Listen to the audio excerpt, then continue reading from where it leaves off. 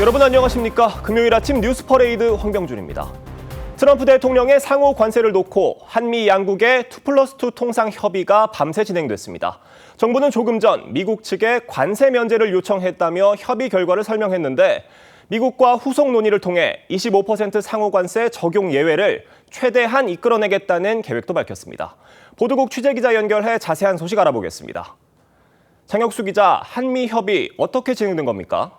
네, 미국과 2+2 통상협의에 나선 최상목 경제부총리와 안덕근 산업부 장관은 조금 전인 오전 6시 협상 진행 상황을 발표했습니다.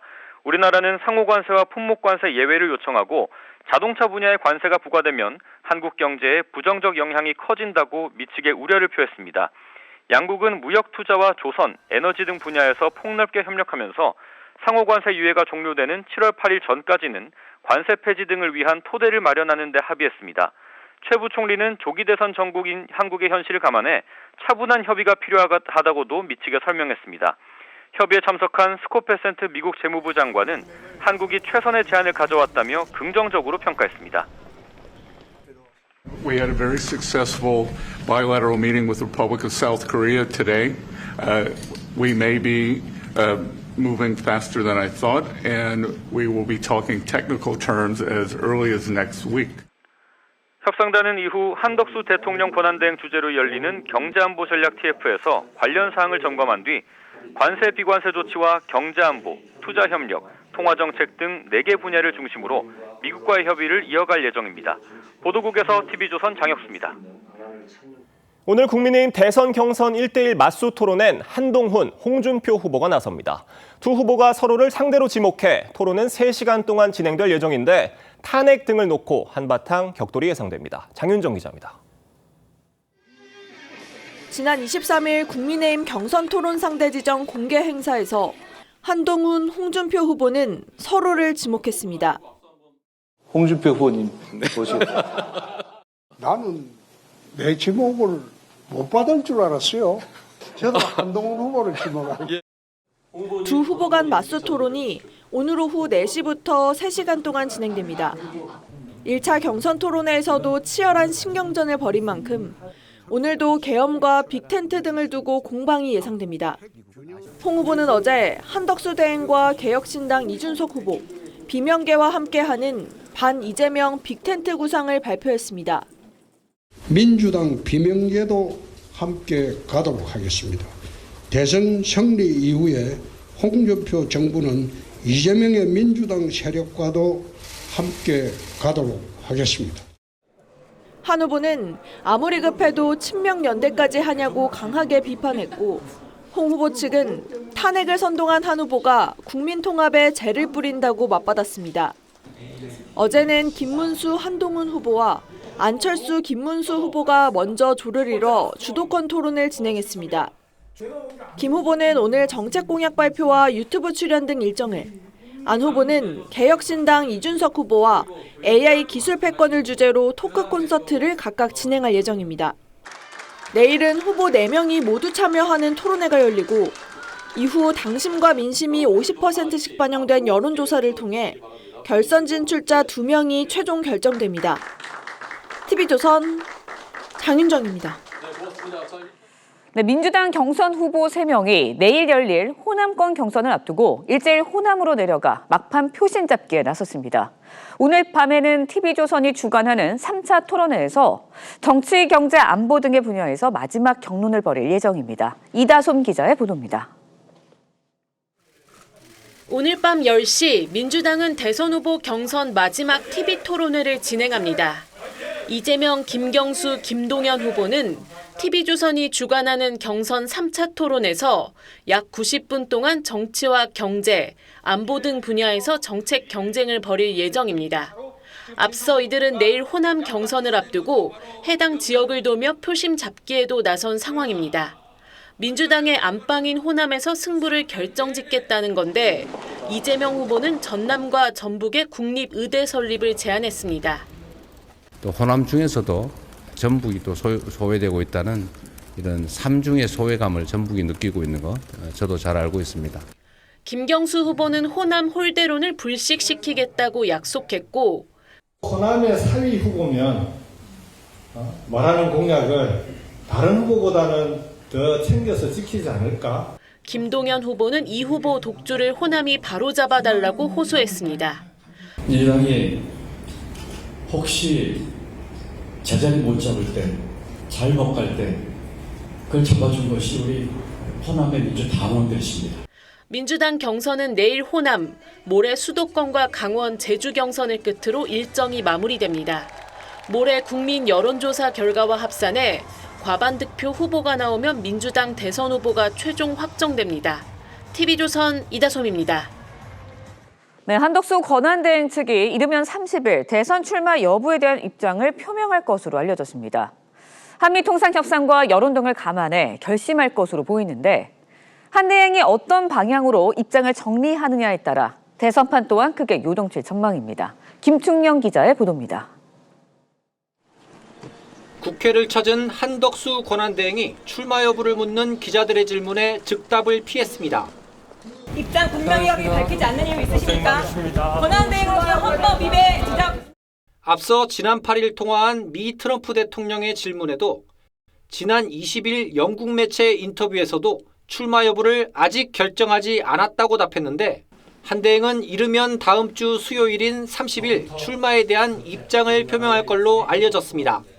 정부 관계자는 2+2 한미 통상협의를 진행 중인 두 장관이 주말 귀국하면 월요일 보고를 받고 화요일엔 국무회의를 비롯한 여러 일정을 소화해야 한다며 이르면 수요일쯤 거취에 대한 언급이 있을 걸로 안다고 전했습니다.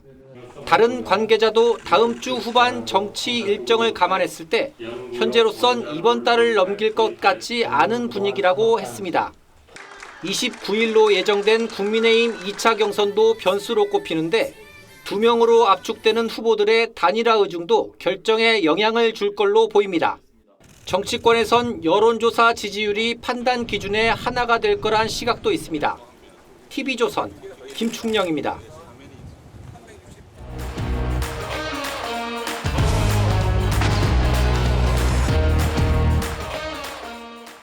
정치권 소식 짚어보는 아침의 맞소 시간입니다. 노동일 파이낸셜 뉴스 주필 이승훈 더불어민주당 전략기획위 부위원장 나오셨습니다. 안녕하세요. 안녕하세요.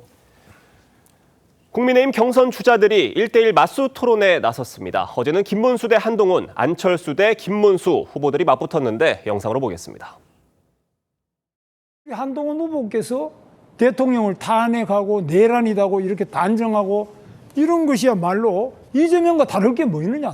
우리 아버지가 불법 계엄을 해도 저는 막았을 겁니다. 국민 앞에서 먼저 진심으로 솔직하게 사과를 해야지 탄핵의 강을 넘고 이기는 길로 갈 수 있다고 그렇게 생각하는데 꼭 우리 국민의힘의 안철수 후보께서 대통령을 탄핵해야 되겠느냐. 다른 여러 가지 쟁점들도 있었는데 결국 후보들 간의 어떤 계엄과 탄핵을 놓고 가장 강하게 격돌하는 모습들이 어제 많이 보였습니다. 어떻게 보셨습니까? 저도 오늘 이 프로가 있기 때문에 어쩔 수 없이 봤는데요. 예. 저런 경선은 하면 할수록 손해겠다 하는 생각이 들었어요. 하면 할수록 손해다. 예, 정말 서로 제살 깎아먹기 아닙니까? 서로를 비난하고 저것만 봐도 그렇지 않습니까? 서로를 비난하고 서로에 대한 비호감도를 높이는 경선 아닙니까, 저게? 그러니까 일반적으로 보면 이번뿐만이 아니고 지난번 그 대선 때 경선들 보아도 당내 경선은 결국 상대를 깎아내려야 되니까 자신이 올라가기 위해서 그러니까 결국 제살 깎아먹기 아닌가 싶은 생각이 들고 어쨌든 경선과 본선을 다 통틀어서 국민의힘으로서는 결국 계엄과 탄핵 이게 가장 큰 이슈 아니겠습니까? 이번 대선이 진행된 이유가 뭡니까? 이렇게 조기 대선이 결국 윤석열 대통령이 전 대통령이 비상계엄을 선포하고 그로 인해 탄핵되고 파면되고 그래서 열리는 게 아니겠습니까? 예. 그러니까 선거를 구도라든지 인물이라든지 또 정책 이슈 이렇게 나눈다면 가장 중요한 게 구도인데 현재 구도는 그와 상황이기 때문에 국민의힘 주자로서는 불리할 수밖에 없고 그렇기 때문에 경선 끝날 때까지 계속 그런 이슈 계엄에 대한 입장이 뭐냐 탄핵에 대한 입장이 뭐냐 이런 게 될 수밖에 없고 그게 진행될수록 서로가 서로에 대해서 약점을 지적할 수밖에 없는 그런 좀 마이너스 경선이 되는 거 아닌가 싶습니다. 그러니까 경선이 진행될수록 어떤 후보들 간의 공방이 너무 거세지면서 그게 오히려 마이너스가 되는 게 아니냐 이런 좀 우려를 해주셨는데 어제도 그런 어떤 강하게 격돌하는 모습들 많이 있었습니다. 김문수 후보가 한동훈 후보에게 당대표로서 왜 계엄 막지 못했냐 이렇게 직격을 하니까 한동훈 후보는 제가 계엄 저지할 때 뭐 하고 계셨냐 이런 취지로 맞받았거든요. 이런 모습도 좀 어떻게 보셨어요? 그러니까 헌법재판소가 이미 8대 0으로 이 계엄은 잘못됐다, 불법이다, 위헌이다 이 판결을 했잖아요. 그럼에도 불구하고 아직까지도 잘했냐 잘못했냐라고 따지는 것 자체가 저는 아직도 과거에 머물러 있고 특히 김문수 후보 같은 경우는 윤석열 전 대통령의 계엄이 잘했다라고 그냥 보는 느낌이에요. 그런데 그분한테 계속 사과를 요구하는 것 자체가 사과할 생각이 없는 분에게 사과를 요구하는 것도 이상하고 또 헌법을 위반하는 행위에 대해서 마치 옹호하는 듯한도 아니죠. 그냥 옹호하는 분이 또 국민의힘의 후보라고 하는 것도 참 황당하다 이런 생각이 들고요. 일복이 역성장이라고 하잖아요. 이 역성장이 실은 굉장히 오기 힘든 상황이거든요. 그럼 결국 왜 왔겠습니까? 윤석열 전 대통령이 괴이한 계엄을 했기 때문에 결국 역성장에 온 거고 그 역성장의 피해는 자영업자가 문을 닫고 수입업자가 엄청나게 비싼 돈을 주고 수입을 해야 되는 희생을 막대한 희생을 했고 환율, 주식 모두 다 피해를 봤잖아요. 그럼 국민께 엄청난 피해를 준 이 행위가 정당하다라고 하는 김문수 후보가 나라를 이끈다라고 한다면 대한민국의 미래는 완전히 폭망 아니겠습니까? 그것들을 인식시켜줄 수 있는 TV 토론이었다라고 봅니다. 그러니까 결국 그런 계엄과 탄핵에 대해서 후보들 간의 어떤 입장차가 있고 그거를 확인할 수 있는 그런 자리였던 그런 평가도 있는데 이 경선을 하는 와중에 윤희숙 전 의원 지금 현 여의도 연구원장이시잖아요. 정강정책 방송 연설에서 계엄에 대해서 사죄한다 이런 얘기를 굉장히 엄중하게 지금 얘기를 하셨어요. 좀 어떻게 보셨습니까? 그러니까 윤희숙 여의도 연구원장은 올바른 얘기를 한 거고 본인도 출마했다가 황당하게 떨어졌잖아요. 근데 그 이유가 윤석열 전 대통령이 너무 국정을 잘 못 운영하고 총선 직전에도 뭐 대파값 논란이라든가 의사 논란 해가지고 뭐 1시간 이상 자신이 언론 인터뷰를 하는 등 이런 것들이 결국 결과적으로 국민의힘이 총선이 패배하게 만들었거든요. 그걸 뼈저리게 아는 분이 윤희숙 전 의원이라고 생각되고 저런 것들이 이미 넘어서서 사과는 과거에 하고 지금은 미래를 보여줘야 될 때인데 아직도 사과 그리고 사과도 못하겠다고 하는 부분이 국민의힘의 총체적 부실이고 앞으로 다시 변화할 수 있을까에 대한 의문이 드는 부분입니다. 저 해당 연설에 대해서 어떤 당과의 상의가 없었다 이런 얘기도 있지만 다만 저 연설 내용에 대해서는 당 전체적으로 공감하는 분위기도 있는 게 맞는 것 같고요. 또 친윤계 내부에서도 어떤 윤석열 대통령을 그렇게 매몰차게 버리면 안 된다라는 불만들이 있었지만 공개적인 비판까지는 나오지 않았거든요. 결국 국민의힘 전체적으로 이 연설에 대해서 공감하는 분위기가 있는 것 같습니다. 어떻습니까? 그러니까 참 이번에는 또 탄핵 이후 치러진 두 번째 대선인데 지난번 박근혜 대통령과의 그 상황을 비교해 보면 굉장히 지금 국힘으로서는 딜레마적인 상황이에요. 예. 당시 그 박근혜 전 대통령 당시에는 탄핵당한 이후에 박근혜 전 대통령 지지율이 막 확 떨어졌기 때문에 당연히 그야말로 뭐 표현 좀 그렇습니다만 버리고 가는 그런 스탠스를 취할 수 있었거든요. 근데 지금은 또 윤석열 대통령에 대한 전 대통령에 대한 지지도가 그렇게 확 떨어진 상황도 아니거든요. 국민의힘 일부에서는 또 보수층 일부에서는 여전히 뭐 비상계엄은 정당했다거나 아니면 탄핵이 잘못됐다든가 이런 여론이 있는 게 사실이고 또 많지는 않지만 그렇기 때문에 국민의힘 후보로서는 그걸 매몰차게 또 윤 대통령과 거리를 두는 그런 스탠스를 취하기 어려운 상황이거든요. 그게 지난번보다 훨씬 더 어려운 상황이다. 특히 경선을 따지면 뭐 양쪽 그 당심 민심을 50대 50 반영하기 때문에 윤 대통령과 완전히 거리를 두는 그런 자세를 취하면 당심에서 좀 불리하고 예. 또 그렇다고 해서 또 윤 대통령 끌어안고 가자니 민심에서 불리하고 이런 상황이기 때문에 뭐 그런 정도의 어떤 딜레마적인 상황을 반영한다. 그러나 당으로서는 완전히 지금 비상계엄은 잘못됐다는 건 분명하지 않습니까? 예. 또 처음부터 그랬고 뭐 탄핵은 어떤지 모르겠지만 비상계엄이 잘못됐다는 것 이거는 분명히 얘기를 하고 넘어가야 그래도 이른바 중도층을 포함하는 포괄할 수 있는 그래 선거를 해볼 만한 그런 상황이 된다 이렇게 얘기할 수밖에 없습니다. 네, 저희가 또 이런 쟁점도 있었습니다. 한덕수 대통령 권한대행이 만약 출마를 한다면 한덕수 대행과 단일화를 할 것이냐 여부를 놓고 후보들 간에 굉장히 입장차가 있었는데 김문수 후보 같은 경우에는 처음부터 굉장히 열려있는 입장이었고요. 다른 후보들은 조금씩 바뀌더니 어제 와서는 전부 이제 단일화 빅텐트에 열려있다 이런 입장으로 통일이 된 것 같습니다. 어떻습니까? 이것도 딜레마적인 상황이죠. 한덕수 권한대행, 대통령 권한대행 지금 얼마나 중차대한 임무를 맡고 있습니까? 대선을 관리해야 되고 지금 현재 그 위기의 국정 상황을 안정적으로 관리해야 되는 상황인데 빨리 대통령 나오시라고 그만두고 이렇게 하는 상황 이게 좀 정상은 아니죠. 근데 그게 뭡니까? 지금 현재 국민의힘 후보들로서는 이기기 어렵다 이 얘기를 하는 거 아니에요, 아예. 그렇다고 또 한덕수 대통령 권한대행이 출마를 하면 이길 가능성이 100%냐? 그것도 아닌 상황입니다. 그러니까 같이 힘을 합쳐야 된다는 얘기인데 그게 이른바 빅텐트인데 이것도 참 딜레마적인 상황이죠. 그래서 아마도 이제 김문수 후보 같은 경우 처음부터 열려 있었고 뭐 한덕수든 김덕수든 가능하다 이런 얘기를 하고 있었는데 지금 다른 사람들은 조금 거리를 두고 있었는데 아까 말씀드린 대로 지금 보수층 내부에서 또 당원들 내부에서는 상당 정도로 그 한덕수 기대 대망론이 커진 상황이거든요. 그러니까 50대 50 민심과 당심을 50대 50 반영하는 그 경선 과정에서 당심을 완전히 무시할 수도 없기 때문에 그 한덕수와 차출로는 안 된다 이렇게 얘기해버리면 그 한덕수 권한대행 출마를 바라는 보수층과 당원들 사이에서 지지를 못 얻을 거 아닙니까? 그렇기 때문에 지금 모두가 지금 빅텐트 성사 가능성 얘기하는 것은 어쩔 수 없는 상황이죠. 그러나 그게 과연 본선에서 어느 정도 경쟁력이 있을지는 누구도 지금 장담할 수 없는 그런 상황입니다. 그러니까 한덕수 대행과의 어떤 단일화가 나오는 이 상황 자체가 굉장히 안타까운 측면이 있다 이런 말씀과 함께 또 어쩔 수 없는 측면도 있다고 같이 짚어주셨는데 보시기 어떻습니까? 일단 저는 이 한덕수 논란 자체가 좀 이해가 안 돼요. 왜 그러냐면 한덕수 후보 권한대행이 나와서 뭐 국민의힘과 단일화를 통해서 시너지 효과를 일으켜서 뭔가 민주당 후보와 해볼 만하다라고 한다면 정말 위헌적이고 위법적인 행위지만 기대라도 좀 해보겠어요. 근데 그런 결과는 불가능하거든요. 한덕수 대행은 정권 실패의 2인자잖아요. 자신이 모셨던 대통령이 계엄으로 파면까지 됐잖아요. 그런데 무슨 염치로 나온다라고 하는 것인지 저는 이해할 수 없고 또 경제는 잘 됐습니까? 윤석열 정부 들어서 경제도 폭망했잖아요.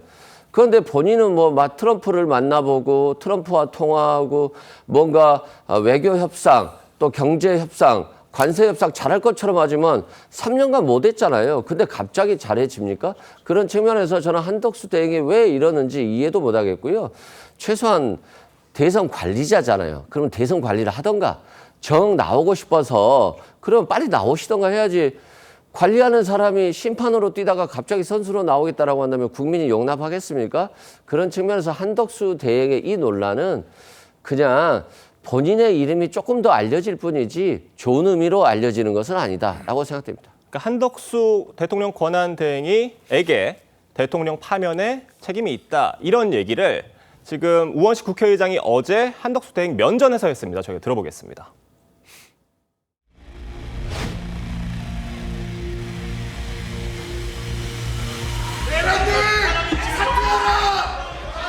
존경하는 국민 여러분, 정부가 제출한 추가 경정 예산안을 조속히 심의 의결해 주실 것을 간곡히 부탁드립니다. 잠깐 자리에 앉아 계시죠. 국회의장으로서 권한대행께 한 말씀 드리지 않을 수 없습니다. 대통령과 권한대행의 권한이 동일하다는 것은 헌법에 위배되는 발상입니다. 해야 할 일과 헌법재판관 지명 등 하지 말아야 할 일을 잘 구별하시기 바랍니다. 우원식 국회의장이 한덕수 대행을 불러 세워서 면전에서 해야 할 일과 하지 말아야 할 일 구분해야 된다 이렇게 직격을 했습니다. 한덕수 대행은 그냥 듣고 계셨고요. 어떻게 보셨어요? 글쎄 뭐 그 말을 그대로 한다면 국회의장이 해야 할 일과 하지 말아야 할 일도 있다고 생각합니다. 저런 거는 국회의장의 권한을 넘어서는 것이고요. 본인의 정말 존재감을 과시하려고 하는 것이라 볼 수 없는 것이고 민주당 의원들도 저게 무슨 다른 것도 아니고 무슨 추경을 제출하는 그런 의미를 좀 설명하는 거잖아요. 근데 이렇게 조롱하고 소리 지르고 하는 그런 모습 보이죠? 저지라고밖에 볼 수 없는 것이고요. 저런 게 오히려 한덕수 대행이 뭔가 좀 무서운가 보다 이런 좀 존재감을 키울 수밖에 없는 그런 것이고, 예. 물론 이제 뭐 기본적으로 권한 행사를 어떻게 해야 된다는 것은 누구나 다 얘기할 수 있는 거지만 우원식 의장 같은 경우는 그야말로 중립적 위치에서 국회를 운영해야 되는 그런 거 아니겠습니까? 예. 민주당 의원도 아니고요. 탈당을 해야 되는 그런 상황이기 때문에 저런 식으로 얘기하는 것은 결코 바람직한 것은 아니다 이렇게 생각합니다. 물론 우원식 국회의장이 야당 출신이지만 국회의장이시고요. 또 중립을 지켜야 되는 입장에서 저런 얘기를 하신 거는 어떤 본인 존재감 드러내기에 어떤 하신 게 아니냐 뭐 이런 지적이신데, 그리고 한덕수 권한대행의 어떤 오히려 출마 명분을 쌓아준 게 아니냐 이런 분석들도 같이 나오고 있습니다. 어떻게 보십니까? 일단 우원식 의장의 확실히 존재감은 보여줬던 것 같아요. 그렇지만 뭐 그게 큰 의미는 없었을 것 같고, 또 거기에 대해서 한덕수 대행의 출마 명분을 줬다, 명분까지 주지는 않았을 것 같아요. 한덕수 대행은 민주당에서 탄핵 소추를 해주기를 바라고 그것이 명분이 될 수는 있을지언정 뭐 우원식 의장의 쓴소리가 뭐 명분까지는 가지 않았을 것이다. 다만 한덕수 대행이 출마를 생각했다라고 한다면 탄핵된 대통령의 친구, 뭐 30년 집사라고, 법률 집사라고 이렇게 표현하던데요. 이완규 법제처장을 헌법재판관에 임명하면 안 됐죠. 본인이 대통령을 꿈꾸는 사람이 파면된 분의 지시를 받아서 임명한다? 저는 지시라고 생각하거든요. 그런 측면에서 한덕수 대행이 뭐 대통령에 나오지 않을 거다. 아직도 뭐 국민의힘 지지자들은 원하는 분이 있겠습니다만 한덕수 대행이 나온다는 것은 본인 스스로도 이제까지 쌓아온 커리어를 완전히 망가뜨리는 것이기 때문에 저는 나오지 않고 마지막까지 대선 관리하고 은퇴하지 않을까 싶습니다. 네, 알겠습니다. 저희가 다음 소식으로 넘어가 보겠습니다. 민주당 호남권 순회 경선이 진행 중인 가운데 경선 후보들은요, 일제히 호남을 찾았습니다. 지역 맞춤형 공약도 쏟아냈는데 관련 얘기 들어보겠습니다. 아리백 3단이나 또 필요한 기반 시설들을 충분히 갖추어서 지방 균형 발전의 기회로 삼는 것이. 광주, 전남, 메가시티라고 표현하는데 요 권역 단위로 예산을 배정하고 지역이 스스로 결정하고 발전을 추진해 나갈 수 있게 해야 된다. 전주에, 광주에 또 필요하면 호남의 그런 도시들에게 국토균형 발전 꼭 이루도록 하겠습니다. 민주당 경선 후보들이 굉장히 이 호남 표심 구애에 공을 들이는 모습이에요. 이유가 뭐라고 보십니까? 뭐 당연하게 이제 민주당은 기본적으로 호남이 뭐 텃밭 아니겠습니까? 예. 뭐 표현이 좀 그렇습니다만 어쨌든 가장 중요한 기반이고요. 지지 기반이고. 그렇기 때문에 호남 민심을 무시할 수 없는 거죠. 아무리 뭐 뻔한 성부라 하더라도 뭐 그렇다고 해서 호남에 좀 소홀한 모습을 보이면 당장 문제가 생기는 그런 그 민심이 있을 수 있으니까요. 뭐 호남이 지금 사실은 호남뿐만이 아니고 모든 전국이 다 이재명 후보와 뭐 김동연, 김경수 후보 뭐 어떻게 승부가 어떻게 날지 예측을 못 하겠습니까? 너무 뻔한 승부 아닙니까? 그렇기 때문에 오히려 호남 당원들이 좀 무관심할 수 있는 그런 부분도 있기 때문에 뭐 투표를 독려하고 관심을 가져달라, 투표를 높이기 위해서 이렇게일 수도 있는 것이고, 뭐 지난 대선 당시에는 이낙연 후보가 호남에서 이재명 후보를 이겼던 그런 그 있지 않습니까? 뭐 그런 것도 있기 때문에 상당 부분 호남이라는 기본적인 그런 어떤 뭐 기반, 거기다가 플러스 호남의 또 투표율이 낮으면 영남이라든지 충청에 비해서 투표율이라든지 이재명 후보의 득표율이 낮으면 그것도 좀 이변으로 기록될 수 있거든요. 그렇기 때문에 공을 들일 수밖에 없는 거라고 생각합니다. 이재명 후보 같은 경우는 다른 지역들과 다르게 호남의 경우만 1박 2일 일정을 잡았다고 하는데 이유가 뭐라고 보세요? 일단 호남이 민주당의 텃밭이잖아요. 권리당원도 33%가 있고 이재명 후보 입장에서는 당연히 본인이 대통령 후보가 될 거라고 알고 있겠습니다만, 그럼에도 불구하고 민주당의 텃밭에서 투표율이 낮다거나 또는 경쟁률이 낮게 나온다거나, 예를 들어서 다른 곳에서는 90% 이상을 받았는데 호남에서만 80% 초반 요 정도 받는다라고 한다면 호남에 아직도 이재명 후보를 견제하는 거 아니야? 이런 생각을 많이 갖겠죠. 그런 것들을 불식시키기 위해서 오히려 더 호남에서 더 열심히 뛰려고 하는 것이고요. 또 호남은 특이한 게 항상 그 후보에 대한 경쟁력을 주려고 해요. 그리고 또 호남이 적극적으로 밀어줬는데 호남을 좀 소외시킨다거나 또 뭔가 이 경쟁력이 다른 국민의힘 후보에 비해서 떨어졌을 때는 항상 경고 메시지를 주는 게 있어요. 그래서 이번에 만약에 투표율이 조금 낮게 나온다라고 한다면 이재명 후보에게 더 분발하라 뭐 이런 차원이 아닐까 싶고요. 결과적으로 호남이 이재명 후보에 대한 무죄 판결이 있은 이후에 그 어떠한 경계심은 많이 누그러졌다라고 봅니다. 네. 그러니까 어떤 호남이 다른 지역들과 비교했을 때 상대적으로 어떤 전략 투표, 어떤 전략적인 어떤 당원들의 투표가 들어가는 그런 부분들이 있다라는 분석들도 있는데 이런 측면에서 이재명 후보가 이런 당원들의 선택을 받지 못했을 경우에 어떤 그런 나중에 추후 부분들을 생각을 해서 어떤 호남에 구애를 하는 것이다. 뭐 이런 이제 말씀이신데 호남에서의 득표율 어떻게 좀 예상하세요? 글쎄 뭐 지금까지 전체적으로 뭐 거의 89% 거의 90% 아니겠습니까? 뭐 그런 것들이 참 이례적이고 정말 싱거운 그런 승부다. 하나만한 그런 경선이다. 이렇게 얘기가 나오고 있고 그런데 이제 호남에서는 몇 가지 좀 주목해봐야 할 부분이 바로 호남의 그 당원들이라든지 이런 투표율 자체가 얼마 될 것인가. 그러니까 얼마나 그런 분들이 뭐 당원들 포함해서 호남인들이 얼마나 많은 관심을 가지고 투표를 하느냐. 특히 이제 영남이라든지 충청이라든지 이미 거쳐온 그런 지역과 비교했을 때 얼마 되느냐 하는 부분 첫 번째 관심사겠고 또 투표율이 얼마 될지 거기서 또 전체적인 득표율이 얼마가 될지 이런 것들이 조금 관심사거든요. 근데 지금 김경수 후보는 뭐 호남의 사위라고 얘기하고 있고 뭐 김동연 후보는 특별한 호남과의 지역적 어떤 뭐 인연을 얘기하지는 않고 있지만 뭐 그렇기 때문에 특별히 지금 이변을 낳을 수 있는 그런 변수는 없다고 보여지거든요. 지난 대선 때 이낙연 후보가 뭐 워낙 이낙연 후보 자체가 호남이 첫 무대 아니겠습니까?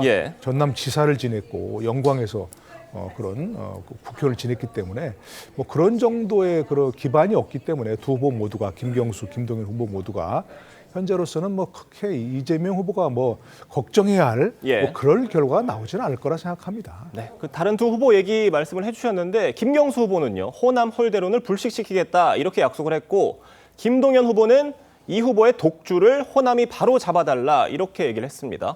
그러니까 양김 후보가 차기 정치적 발판을 구축하기 위해서 이 호남 민심 확보가 중요하다 이렇게 생각하는 분석도 나오는데 나머지 두 후보의 움직임은 어떻게 보십니까? 그렇죠. 뭐 당연히 호남 민심을 얻고 싶을 거예요. 이번 대선에서는 어렵다 할지라도 차기 대선에 나갔을 때 호남에서 자신을 어떻게 생각할 것인가는 굉장히 중요한 부분인데 이번 경선을 통해서 다른 후보들이 얻는 게 좀 많이 부족할 것 같습니다. 왜냐하면 시간적으로 굉장히 촉박했고요.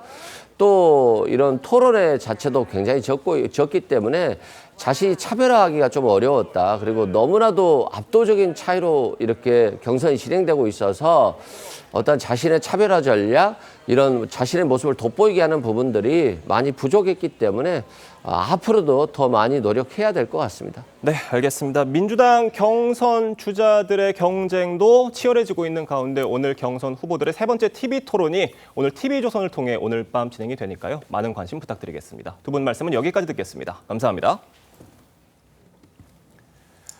검찰이 문재인 전 대통령을 뇌물수수 혐의로 재판에 넘겼습니다. 전 사위 서모 씨가 이상직 전 의원이 실소유한 것으로 알려진 태국 항공사에 특채돼 받은 돈이 뇌물이라고 판단한 겁니다. 박건우 기자입니다. 이스타항공 창립자인 이상직 전 의원은 문재인 정부 출범 이후인 2018년 3월 중소벤처기업진흥공단 이사장에 올랐습니다. 5달 뒤 당시 문 전 대통령의 사위인 서모 씨는 이스타항공 태국법인의 임원으로 특채돼 부인인 다혜 씨와 함께 이주했습니다. 이후 다혜 씨 부부는 2020년 3월까지 급여로 약 1억 5천만 원, 주거비 명목으로 6,500만 원을 받았습니다. 서 씨는 항공업계 실무 경험이 전혀 없었습니다. 검찰은 이를 대가성 있는 뇌물수수로 보고 문 전 대통령을 불구속 기소했습니다. 문 전 대통령이 포괄적인 권한 행사를 통해 이 전 의원에게 정치 경제적 혜택을 줬다는 건데 이 전 의원은 2020년 1월 공단 이사장 면직 신청이 받아들여져 제21대 국회의원 선거에 출마해 당선됐습니다. 또 이스타항공은 2018년 3월 평양 방북예술단 전세기를 띄우는 과정에서 국회 동의 없이 정부 지원을 받았습니다. 문 전 대통령 측은 보복성 기소라고 비판했습니다. 터무니없고 황당한 기소이다. 윤석열 전 대통령 기소와 탄핵에 대한 보복성 기소라 하지 않을 수 없다. 검찰은 이 전 의원도 뇌물 공여와 업무상 배임 혐의로 재판에 넘겼습니다. 다만 다혜 씨와 서 씨는 기소유예 처분했습니다. TV조선 박건우입니다. 전해드린 대로 검찰이 문재인 전 대통령을 뇌물수수 혐의로 불구속 기소했습니다. 네, 관련 내용 조현삼 변호사, 강전의 변호사와 함께 자세한 이야기 나눠보도록 하겠습니다. 안녕하세요. 안녕하세요. 검찰이 문재인 전 대통령의 뇌물죄 혐의의 근거로 이명박, 박근혜 전 대통령 사건의 대법원 판례를 근거로 들었다고 하는데 이게 설명이 좀 필요할 것 같습니다. 앞서 이명박 전 대통령과 박근혜 전 대통령의 사례를 그 판례를 근거로 들고 있는데요. 대통령의 지위에 있다 보니까 포괄적인 그 관계가 있다는 측면에서 이런 뇌물죄를 인정을 하곤 했습니다. 뇌물죄의 경우에는 두 가지가 인정이 되어야 돼요. 직무 관련성과 대가성이 인정이 되어야지만 그 뇌물죄가 성립이 되어집니다. 근데 이전 판례를 살펴보게 되면 대통령의 경우에는 그 지위에 있어서 광범위한 직무 권한의 특성상 이익 제공자와 대통령 사이의 구체적 현안을 요구하지 않는다라고 보여지거든요. 그렇기 때문에 문재인 전 대통령의 경우에도 구체적인 현안과 관련되지 않다고 하더라도 포괄적으로 뇌물죄가 인정되는 것이 아니냐라는 것이 검찰의 입장인 것으로 보여지는데요. 그렇다고 하더라도 사실 검찰이 문재인 전 대통령에 대한 수사를 진행을 할 때는 단순 뇌물죄로 의유를 하진 않았습니다. 제3자 뇌물죄로 특정을 하고 수사를 진행을 해왔는데요. 제3자 뇌물죄의 경우에는 부정한 청탁이라는 것이 추가가 되어야 됩니다. 아마 검찰 측에서는 이 부분이 도저히 입증이 되지 않기 때문에 뇌물죄로 급작스럽게 적용되는 죄명을 바꾼 게 아닌가라는 생각이 듭니다. 네, 검찰은 이제 지난 2월부터 문 전 대통령에 대한 소환 조사 수차례 시도를 했습니다. 하지만 한 차례도 진행이 되지 못하고 문재인 전 대통령이 기소가 된 상황이거든요. 나중에 재판에 가서는 문제가 되지 않을까요? 어떻게 보세요? 일단은 이 사건 자체는 2021년 12월에 시민단체가 고발을 해서 시작이 됐는데 한 3년 5개월 정도 수사가 되고 이제 기소가 된 상황입니다. 문재인 전 대통령에 대해서는 올해 2월 정도부터 조사를 시도를 했었는데 한 2차례 정도 소환 조사를 요청을 했지만 문 전 대통령 측에서 거부를 했고 서면 조사도 요청을 했습니다만 답변서가 오지 않은 상황입니다. 하지만 검찰에서는 그동안에 있어서 압수수색이라든지 다른 사람들에 대한 수사들을 했었기 때문에 이것만으로도 증거는 충분하다라고 보고서 기소를 한 것인데요. 다만 문재인 전 대통령 측에서는 서면 조사에 대한 답변서를 준비하고 있었다라고 이야기를 하고 있거든요. 그러면은 지금 준비하고 있던 답변서 같은 경우에는 재판 과정에서 제출이 될 것으로 보이고 재판 과정에서 문 전 대통령 측에서 억울하다고 하는 부분에 대해서는 증인신문 등을 통해서 충분히 다투어지게 되지 않을까라고 생각합니다. 문 전 대통령 측에서는 벼락 기소다 이렇게 강력 반발을 했는데 어떻게 보십니까? 사실 이 사건 자체가 불거진 거는 굉장히 오랜 시간이 지났죠. 곽상도 전 의원이 의혹을 제기한 바가 있고요. 시민단체와 국민의힘에서 고발하면서 3년 5개월 정도의 그런 시간이 많이 흐른 시점에 지금 조기 대선을 40여일 남겨두고 기소를 하지 않았겠습니까? 그런 측면에서 굉장히 정치적인 의도가 있지 않냐는 것을 의혹을 제기하지 않을 수가 없죠.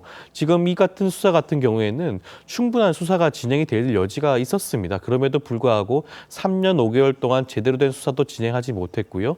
문재인 전 대통령을 포함한 이 사건과 관련자들의 구체적인 혐의 관련성조차도 제대로 입증을 하지 못했습니다. 만약에 제대로 된 입증을 했다면 제가 앞서 말씀드린 것처럼 부정한 청탁이라든가 이런 부분들이 입증이 되어서 제3자 뇌물죄로 의유를 할 수 있었겠죠. 그럼에도 불구하고 제대로 된 수사가 진행되지 않은 상황에서 갑작스럽게 대선을 앞두고 문재인 전 대통령을 기소한다는 것 자체가 굉장히 검찰이 정치적으로 이번 대선에 개입하려는 것이 아닌가라는 의혹을 지울 수가 없는 부분입니다. 충분한 수사가 이루어진 다음에 그리고 난 다음에 기소하는 것이 검찰의 기소권이라고 할 것인데요. 이와 같은 기소 자체는 자칫 잘못하면 검찰의 차후 정부에서 검찰에 대한 강력한 개혁을 주문할 수밖에 없는 그러한 단초를 제공하는 게 아닌가라는 생각조차 들 수밖에 없을 것 같습니다. 네, 앞으로 재판 과정에서 이제 문 전 대통령과 다혜 씨 부부 공범으로 볼 수 있을지 이 부분을 두고도 공방이 클 것으로 예상이 좀 되는데 일단 다혜 씨 부부에 대해서는 검찰 측에서는 기소 유예 처분을 내렸거든요. 지금 조 변호사님께서는 부정한 청탁에 대해서 검찰에서 어떠한 입증을 하기가 어려웠기 때문에 제3자 뇌물죄가 아니라 그냥 뇌물죄를 적용한 것이 아니냐라고 말씀을 하셨지만 검찰에서는 그것이 아니라 문재인 전 대통령과 다혜 씨 내외가 경제 공동체라고 봤던 것입니다. 왜냐하면 그 이전까지 문재인 전 대통령 내외가 다혜 씨들에 대해서 생활비를 계속적으로 지급을 하다가 이 타이스타젯에 취업한 이후로 생활비를 지급하지 않았기 때문에 이것이 어떻게 보면은 매달 지급해줬었던 생활비가 그 문 전 대통령 측에서는 돈을 내지 않아도 되는 상황이 되는 것이니까 제3자가 아닌 그냥 뇌물죄로 의유를 한 것이다라고 말씀드리고요. 지금 검찰에서는요. 일단은 문재인 전 대통령의 공무원이었었기 때문에 그리고 가족들에 있어서는 기소유예라는 것은 죄는 있지만 기소하지 않는다라는 형태로 마무리를 한 것이거든요. 일단은 문재인 전 대통령에 대해서만 처벌하면 된다라고 생각한 것으로 보입니다. 똑같은 상황이 이재명 전 대표에 대해서 법인카드 의혹이 있었을 때 이것도 업무상 배임죄에 있어서 이재명 전 대표만 기소를 했어요. 그때 김혜경 씨 같은 경우에도 공범이지만 기소유예 처분을 했었거든요. 지금 거기에 대해서 김혜경 씨 같은 경우에는 본인은 이렇게 죄는 있지만 기소를 받지 않는 기소유예 처분이 아니라 아예 무혐의다라고 이야기를 하면서 헌법소원을 제기를 한 바가 있거든요. 아마 다혜 씨 내외도 같은 상황으로 헌법소원까지 진행을 하게 되지 않을까라고도 예상됩니다. 네. 오늘 문 전 대통령이 퇴임 후에 처음으로 국회를 방문할 예정인데 이 검찰 기소에 대한 입장을 밝힐 것으로 좀 예상하십니까? 일단 우선 앞서 말씀하신 것에 대해서 좀 반박을 좀 드리면요. 그전에 생활비를 지급한 것이 아니라 문재인 대통령 측에서 주장하는 것은 생활비가 아니라 서울에 거주하고 있는 문다혜 씨 빌라에 거주하는 그 임대료 명목으로 지급을 했다는 것입니다. 그리고 그 관련해서 지금 뇌물죄로 적용이 되고 있는 그 금액조차도 그 사위에 대한 그 급여에 대한 항목이거든요. 급여는 실제로 그 사위의 경우에는 근로를 제공한 바가 있습니다. 그럼에도 불구하고 무리하게 이것을 뇌물죄로 구성을 했다는 측면을 말씀을 드리는 것이고요. 그 문재인 전 대통령 측 같은 경우에는 이번에 오랜만에 22년 이후로 처음으로 국회를 방문하게 되는데 그 과정에서 저는 아마 분명히 질의가 나올 수밖에 없을 겁니다. 기자들의 질의가 나올 수가 있고 저는 문재인 대통령 측에서 간략하게라도 그에 대한 입장을 밝힐 가능성도 있지 않나 생각이 들고요. 그렇다고 하더라도 전면적으로 기자들 대상으로 일종의 담화문이라든가 여러 가지 그런 형식을 취할 것으로 보이지는 않을 것 같습니다. 네, 알겠습니다. 오늘 두 분 말씀은 여기까지 듣도록 하겠습니다. 감사합니다. 고맙습니다. 1분기 우리 경제가 3분기 만에 마이너스 성장을 기록했습니다. 네, 역성장을 이뤄낸 건데 더딘 내수 회복에 트럼프발 관세 정쟁까지 불확실성이 커지면서 투자도 뒷걸음질 쳤습니다. 최수영 기자의 보도입니다. 우리나라 올해 1분기 경제 성장률은 마이너스 0.2%, 지난해 2분기 이후 3분기 만의 역성장으로 경제 성장률이 사상 처음 4개 분기 연속 0.1%를 밑도는 저성장의 늪에 빠진 겁니다. 부문별로 보면 내수가 성장률을 0.6%포인트나 깎으며 발목을 잡았습니다. 특히 대내외 경기 불확실성이 커지면서 건설 투자가 3.2%, 설비 투자가 2.1% 줄어드는 등 투자 감소가 두드러졌습니다. 투자 심리 회복이 지연된 그 요인뿐 아니라 그간 착공 위축에 따른 공사 실적이 부진한 데다가 또 공사 중단한 사례도 있었고요. 지난해 4분기 0.8%를 기록한 수출 역시 고성능 반도체 수요가 연기되는 등의 악재로 1.1% 감소했습니다. 트럼프 미국 대통령이 촉발한 관세 전쟁의 여파는 반영되지 않은 수치입니다. 조기 대선 이후 정치적 불확실성 완화로 내수가 회복되더라도 관세 리스크가 해결되지 않으면 우리 경제가 심각한 침체 국면에 빠질 거란 우려가 나옵니다. Korea by nature we are very export oriented economy. So this trade tension definitely is a large headwind. 이 때문에 올해 연간 성장률은 한은이 당초 전망했던 1.5%보다 크게 낮아질 것으로 전망됩니다. TV조선 최수영입니다.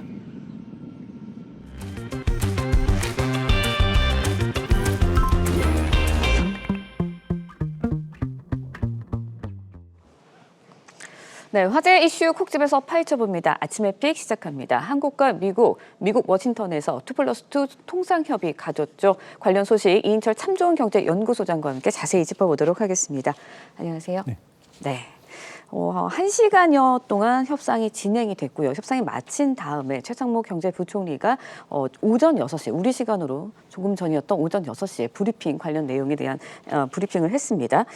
차분하고 질서 있는 협의 이어가겠다 이렇게 이야기를 했어요. 맞습니다. 어떻게 첫 발을 잘 뛰었다고 보시나요?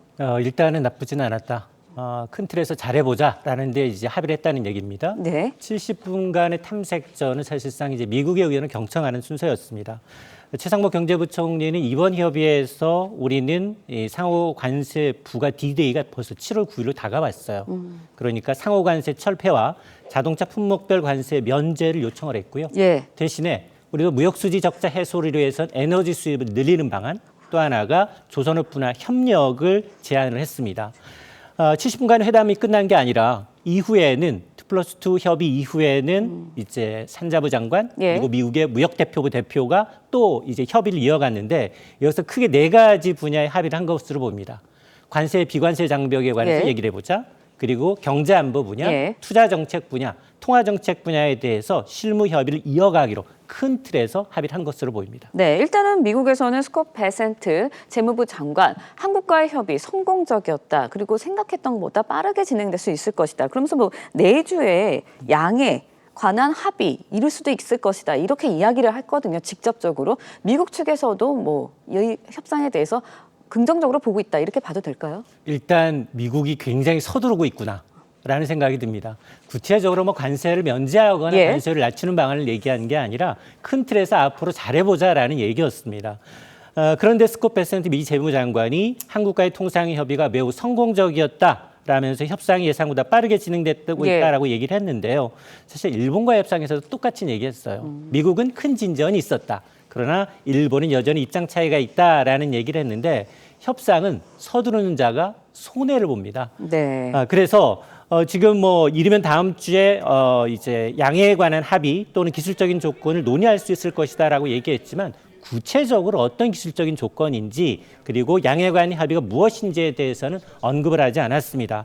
다만 외신에 따르면 지금 미국도 지금 급해졌어요. 7월 9일이 다가오는데 90여 개국 가운데 한 군데도 합의가 된 것이 없습니다. 그러다 보니 굵직굵직한 오래 걸리는 논쟁거리는 잠시 뒤로 미루고 가능한 다른 나라와의 어떤 큰 틀의 잠정 합의, 양해각서를 서둘러 체결하는 게 아니느냐라는 이제 분석이 나오고 있습니다. 네, 미국 내 반발 시위도 격해지고 있다. 이런 보도들도 계속해서 나오고 있는데 일단은 최상목 경제부총리 자동차 분야에 대해 중점적으로 설명했다고 밝혔습니다. 협상에서 세부적으로 밝힌 내용부터 좀 짚어볼게요. 7월 관세 패키지 관세 폐지를 위한 목적으로 7월 패키지 딜 이 얘기를 했거든요. 관세 폐지 우리가 이뤄낼 수 있을까요, 사실상? 앞서 일본과의 전례를 보면 그럴 가능성은 좀 낮아 보입니다. 1차 이제 미일 양자 협상에서 일본이 자동차, 철강에 관한 이 관세를 좀 재검토해달라라고 요청을 했지만 미국은 일본만 특별 대할 수 없다라면서 사실상 거부 의사를 밝혔습니다. 이 같은 논리는 똑같이 한국에도 적용될 수밖에 없는데요.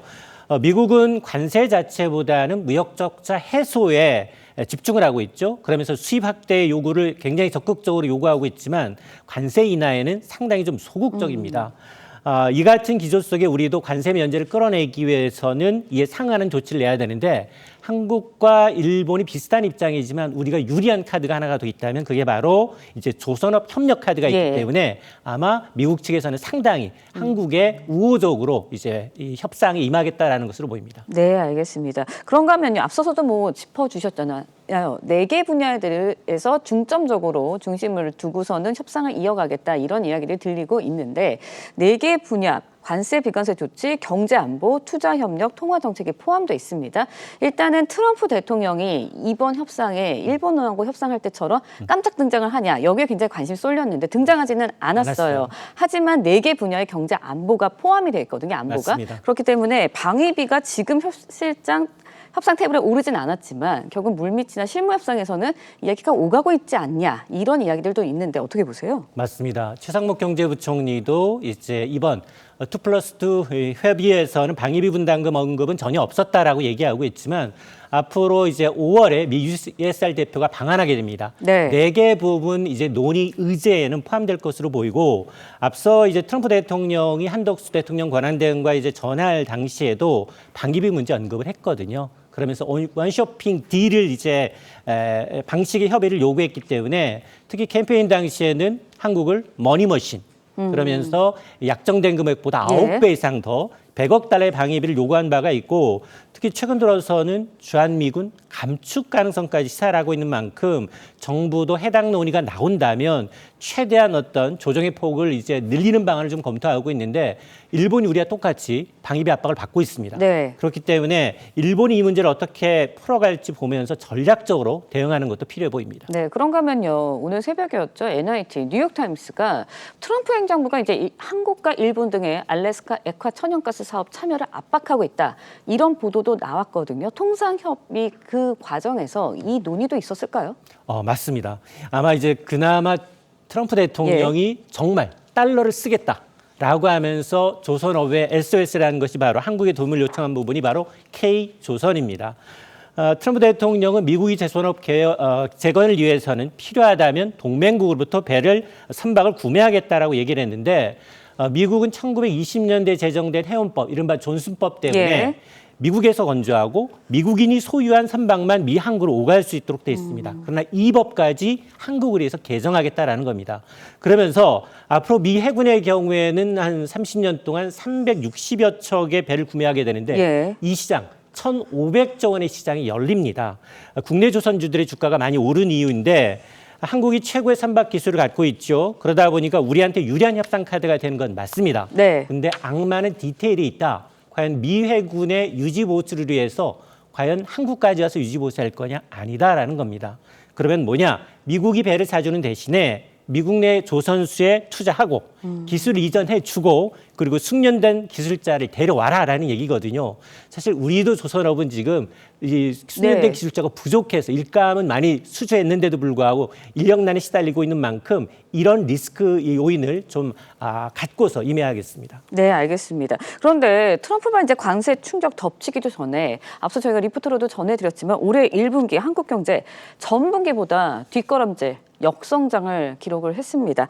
참 마음이 아픈데 우리 측에서는 관세 전제 본격화하면 성장률 더 떨어질 수도 있지 않겠냐 이런 우려도 나오고 있거든요. 어떻게 전망하세요? 맞습니다. 관세 전쟁 탓에 한국이 폭삭 망해수다가 IMF의 진단입니다. 석 달 만에 성장률 전망치 1%포인트 낮췄거든요. 예상했던 대로 1분기의 성적표가 마이너스 0.2% 역성장했습니다. 지난해 2분기부터 4분기째 제로 성장, 한국 경제 심장이 멈췄습니다. 민간 소비 부진하고요. 건설 투자, 설비 투자, 정부 지출 모두가 돈을 쓰지 않았기 때문에 역성장한 겁니다. 트럼프발 관세 충격이 본격화되지 않았는데 한국 경제 성장이 멈췄는데 2분기부터는 관세 충격이 고스란히 녹아듭니다. 자, 이렇게 되면 2분기 연속 마이너스 성장하게 되면 본격적인 경기 침체 국면에 접어듭니다. 따라서 아마 2기 행정부, 새 정부의 역할이 중요해졌어요. 제세 동기, 심폐소생술을 해야 되는데요. 아마 이제 재정정책, 추경을 통한 재정정책과 더불어서 한은의 통화정책, 금리 인하로 인해서 성장이 멈춘 한국 경제의 피를 돌게 해야 되는 의무를 따게 됐습니다. 네, 일단은 뭐 전체적으로 첫발은 나쁘지 않게 뗀 것 같지만 앞으로 있을 실무 협상에서 어떤 소식들이 들려올지 지켜봐야 할 것 같습니다. 참전경제연구소 이인철 소장과 함께 이야기 나눠봤습니다. 오늘 말씀 고맙습니다. 러시아가 한밤중 우크라이나 수도 키이우를 공격해 최소 10여 명이 숨지고 100명 넘게 다쳤습니다. 특히 이번 공격에 북한산 탄도미사일이 사용됐다는 주장도 나왔는데 미국은 즉각 러시아를 비난하면서 평화협정 체결을 촉구했습니다. 이루라 기자의 보도입니다. 검은 밤하늘 사이로 미사일 한 발이 떨어지더니 굉음과 함께 폭발이 일어납니다. 현지 시간 24일 새벽 우크라이나 수도 키이우 곳곳이 화염으로 뒤덮였습니다. 주거용 건물들은 완전히 무너져 내렸고 미사일 잔해가 곳곳에 보입니다. 러시아의 한밤중 공습으로 최소 12명이 숨지고 100여 명이 다쳤습니다. 러시아의 이번 공격엔 북한산 단거리 탄도미사일이 사용됐다는 주장도 나왔습니다.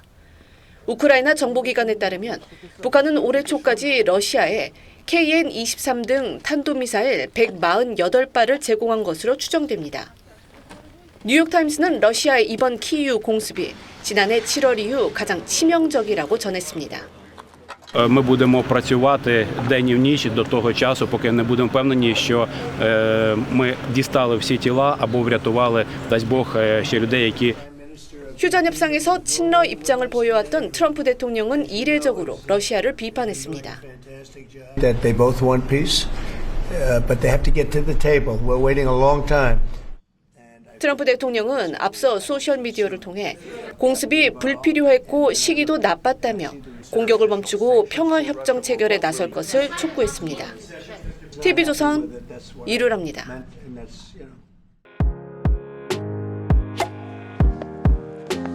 네, 렌즈에 담긴 그 순간 그 의미를 짚어보는 시간이죠. 사진 기자가 선택한 아침의 한 장입니다. 오늘은 조선일보 사진부 오종찬 기자와 함께합니다. 안녕하세요. 오늘 아침에 볼 사진 어떤 건가요? 네, 세계 석탄 운반 달리기 대회에서 참가자들이 역주하고 있는 장면입니다. 세계에는 참 독특한 축제들이 많은데요. 영국에는 62년 전통의 이색 달리기 대회가 있습니다. 사진으로 만나보시죠. 이 대회는 50kg의 석탄 포대를 짊어지고 1km를 달리는 경주입니다. 포대자루를 짊어진 사람들이 도로 위를 빠르게 달리기 시작합니다. 결승선에 도착한 참가자들은 금세 녹초가 돼버리는데요. 이 대회는 남녀노소 누구나 참가할 수 있습니다. 네, 보기만 해도 무척 힘들어 보이는데 전통이 있는 대회인 것 같습니다. 어떻게 시작이 된 건가요? 네, 매년 영국 요크셔에서 열리는 이 대회는 62년 전 사소한 대결에서 시작됐다고 합니다. 당시 이 지역 술집에 모인 광부와 농부가 서로 힘자랑을 했는데요. 실제 대결까지 이어지며 석탄 자루를 짊어지고 달렸던 것이 지금의 대회로 발전했습니다. 석탄을 지고 완주하려면 무엇보다 힘과 정신력이 중요하다고 합니다. 네, 우연한 해프닝이 62년 전통의 큰 대회로 발전했다는 사실이 인상적이네요. 지금까지 아침의 한 장이었습니다. 오늘 아침 북서쪽에서 찬 공기가 남하하면서 쌀쌀합니다. 서울의 아침 기온 7.7도로 어제보다 낮은데요. 한낮에도 18도에 머물며 평년 기온을 밑돌겠습니다. 어제 중국발 황사가 유입되면서 중부와 영남 지방에 영향을 주며 오전 한때 공기가 탁할 수 있겠습니다. 당분간 전국적으로 바람이 강하게 불겠는데요. 순간 풍속 초속 15에서 20m 이상의 돌풍이 불겠습니다. 동쪽 지역은 대기가 건조해지고 있어 각별히 불씨 관리 잘해주시기 바랍니다. 오늘 전국 하늘은 대체로 맑겠습니다. 기온이 떨어지며 아침까지는 일부 지역에서 서리가 내리거나 얼음이 어는 곳도 있겠습니다. 한낮 기온은 어제보다 크게는 9도 정도 낮겠습니다. 서울과 춘천 18도, 대전과 부산 19도에 머물겠습니다. 이번 주말에는 비 소식 없이 대체로 맑겠지만 제주도는 일요일에 비 소식 들어있습니다. 오늘의 날씨 이나일입니다. 이상으로 금요일 뉴스 퍼레이드 마칩니다. 네, 저희는 다음 주 월요일 아침 7시 30분에 다시 찾아뵙겠습니다. 시청해주신 여러분 고맙습니다.